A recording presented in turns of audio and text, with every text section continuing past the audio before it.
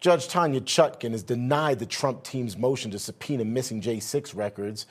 We also have special counsel Jack Smith sending a search warrant to X, that's the company formerly known as Twitter, demanding that the company give out information on all Americans who interacted with Donald Trump. That includes anyone who liked or reposted a tweet from Trump's account between October of 2020 and January of 2021. Here's how the warrant reads, and this is a quote. All information from the Connect or Notifications tab for the account, including all lists of Twitter users who have favorited or retweeted tweets posted by the account, as well as all tweets that include the username associated with the account, i.e. mentions or replies. That's what is being sought.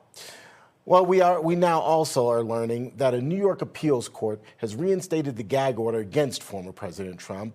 With me now to discuss all of this, and it's a whole lot to take in, is Trump attorney Christina Bobb. Christina, it was a mouthful trying to get all of that out because there really is so much happening right now. But let's start things off with this gag order being reinstated. Put into perspective for us what this really means, big picture. Right. So the gag order limits President Trump or his team basically from threatening the clerk of the court, who is a known, basically a liberal activist. And they say it's for her protection. They don't want her threatening him. Unfortunately, it's a little hard for me to follow that because it is already illegal to threaten somebody or to put someone in imminent danger with your words. You're not allowed to do that anyway. You don't need a gag order to do that. So this appears to me to be a way to try to wrangle the defendant, President Trump in this case, and give the court some leverage to try to keep him in his place, I would say, unconstitutionally. And correct me if I'm wrong, it's not just threatening her, it's criticizing her in general, or criticizing court staff, basically pointing out anything that he feels is off base, if you will. That's exactly right. And they would say, oh, she's not the judge, she's not the fact finder in this case, but she does sit on the bench with him, and she appears to be very instrumental in how the judge is making his rulings and processing the information and carrying on this case. So although she isn't the judge in the case, she's very instrumental in the case. And I think it's perfectly appropriate for a defendant to want to express opinions about the way the court is running the trial. So I do think it is a very nasty overreach on the part of the court in this case to limit his free speech in that regard. Should court staff in general be, and I'm using your term, instrumental in any case, particularly a case that the judge ultimately will decide? Shouldn't it be the judge who is the only person, the only arbiter? It should be the judge, yes, I would say so.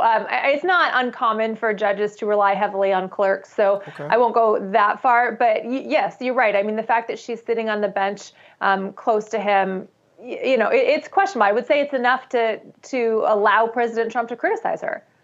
President Trump, of course, has asked that his cases be pushed back until after the election. There are several cases that are already scheduled for early next year, most of them, quite honestly, right around major primaries. So are you expecting that President Trump will ultimately be successful and that these cases will be pushed back until after the election?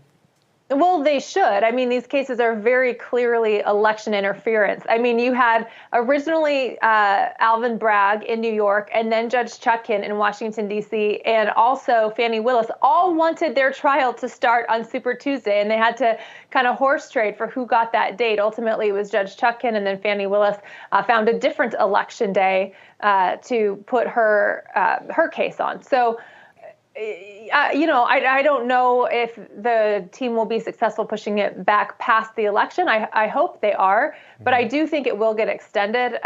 These cases are very clearly election interference. They're meant to meddle with the election. So, you know, I think if the judges are scheduling it at those times, I'm not super hopeful that they're going to change their mind.